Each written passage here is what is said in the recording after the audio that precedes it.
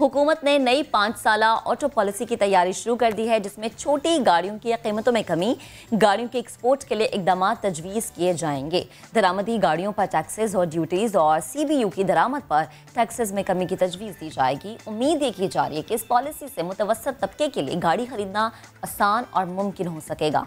इस वक्त गाड़ियों पर 30 से 40 टैक्सेस और ड्यूटीज़ आयद हैं, जिसमें कमी का इम्कान भी है। मौजूदा 5 साला ऑटो पॉलिसी की मुद्दत रवां साल 30 जून को ख़त्म हो जाएगी। बिल्कुल, क्योंकि महक हमने ये देखा, हमने एक सेगमेंट भी किया था कि जो नई कंपनीज पाकिस्तान में आई हैं उनका फोकस SUVs पर आया है, कंसिडरिंग द फैक्ट कि इस ब्रैकेट में पहले गाड़ियाँ मौजूद नहीं थी। लेकिन अब यानी इस पॉलिसी के बाद क्या होगा? क्या हुकूमत ये सोच रखती है कि एक आम शहरी या जो कहना चाहिए जो बहुत ज़्यादा महंगी गाड़ी अफोर्ड नहीं कर सकता, क्या वो ये गाड़ी ख़रीद पाएगा? क्या इस पर टैक्सेस कम किए जाएंगे, ड्यूटीज़ कम की जाएंगी स्पेयर पार्ट्स पर, या फॉर दैट मैटर्स पूरे यूनिट्स पर? तो हमारे साथ इस वक्त मौजूद हैं secretary auto industry development committee engineer Asim Ayaz साहब। सब बेहद शुक्रिया आपके वक्त का। सर, ऑटो पॉलिसी रिन्यू होने से मुताल्लिक आपने हमारे शो में आकर कहा था कि ये ज़ाहिर है होना ज़रूरी है और ये होगा। जिस तरह कल खबर आई कि ये अब रिन्यू हो रही है, सवाल मेरा ये सर, कितना काम हो गया? क्या पॉलिसी बन चुकी है? और अगर बन चुकी है तो उसमें सजेशंस क्या हैं? उसमें क्या ऐसे पॉइंटर्स हैं जिसको सुनकर इत्मीनान वाकई हम ले सकते हैं कि अब गाड़ियां सस्ती होंगी? शुक्रिया। बिस्मिल्लाहिर्रहमानिर्रहीम। ऐसा है कि ये जो पॉलिसी है, सबसे पहले तो इसकी कंटिन्यूटी ऑफ पॉलिसीज जो है वो जरूरी होता है। राइट। एक पॉलिसी को जारी रखा जाए, एक मुकाबले के रुझान को जारी रखा जाए।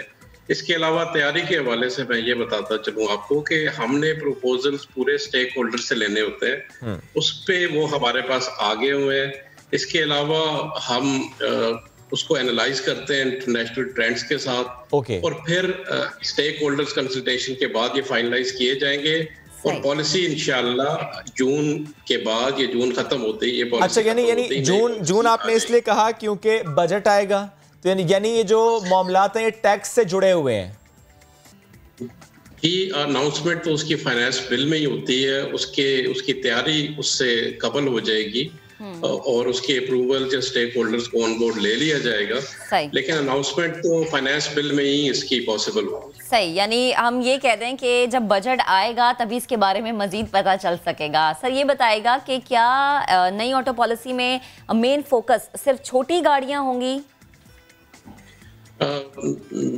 इस पे फोकस जो है वो छोटी गाड़ियां भी होंगी और कॉस्ट इफेक्टिव गाड़ियां भी होंगी, जिनकी कोई माइलेज बेहतर हो, कोई रनिंग कॉस्ट कम हो, हाइब्रिड्स हैं।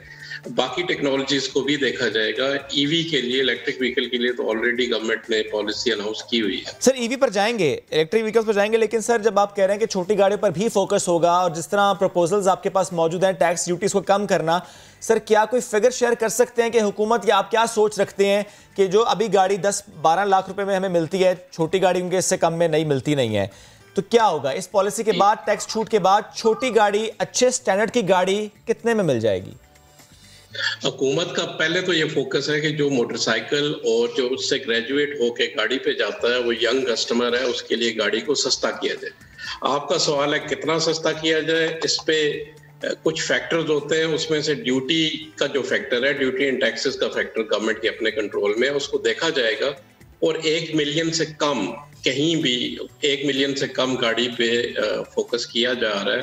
गवर्नमेंट ये सोच रही है कि इस गैप को कम किया जाए और यहाँ पे वॉल्यूम बढ़ाया जाए इन छोटी गाड़ियों का, क्योंकि जो हमारे पढ़े लिखे नौजवान हैं वो मोटरसाइकिल के बाद पहली जब गाड़ी खरीदते हैं तो उसका जो गैप है इस वक्त बहुत ज्यादा है, वो कम होना चाहिए। सर, लेकिन 30 से 40% टैक्सेस होते हैं, कितने कम कर दिए जाएंगे? क्या अगर मैं ये सोचूं 7 लाख रुपए में गाड़ी मिल जाएगी 2021-2022 में पाकिस्तानी कस्टमर को, इज इट पॉसिबल?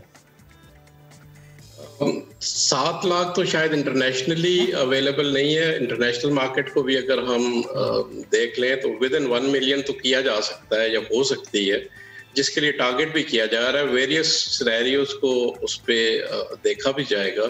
और जो मैं विल बता रहा हूँ, विल तो यही है कि एक सस्ती गाड़ी आए ताकि वॉल्यूम बढ़े और इसका एक मल्टीप्लायर इफेक्ट है, उसका भी असर आए, हर एक का काम बढ़े, पुर्जे बनाने वालों का, डीलर्स का, और इसी तरह से कस्टमर को भी गाड़ी सस्ती मिले।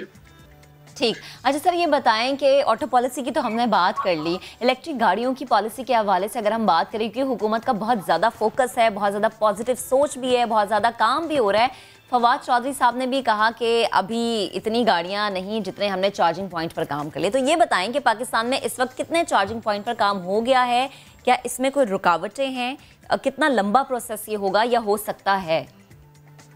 जी, फवाद साहब एक इम्पॉर्टेंट मेंबर हैं, minister for science and technology हैं। पोर्टफोलियो के हिसाब से मिनिस्ट्री ऑफ साइंस का ही ये काम है कि वो टेक्नोलॉजी फोरसाइट दे, और उस पर इनका कहना दुरुस्त है। वो बड़े एक्टिव और बड़े फॉरवर्ड लुकिंग मिनिस्टर हैं।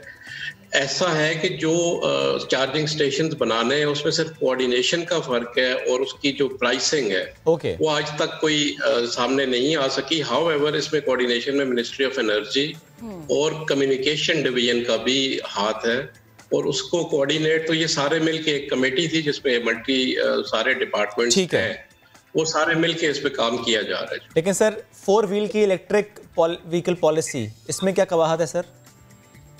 4 व्हीलर की इलेक्ट्रिक पॉलिसी अनाउंस हो चुकी है, और उस पे SROs, रेलेवेंट SROs आने हैं। उसकी approval at the last stage है, वो कैबिनेट ने अप्रूव कर दिए, और उसमें खातिर खा बेनिफिट्स दिए गए हैं 4 व्हीलर की इंट्रोडक्शन के लिए। और आपने देखा होगा कि मार्केट में कुछ लोग तैयारी भी कर रहे हैं और गाड़ियां इंट्रोड्यूस भी कर रहे हैं। ठीक है।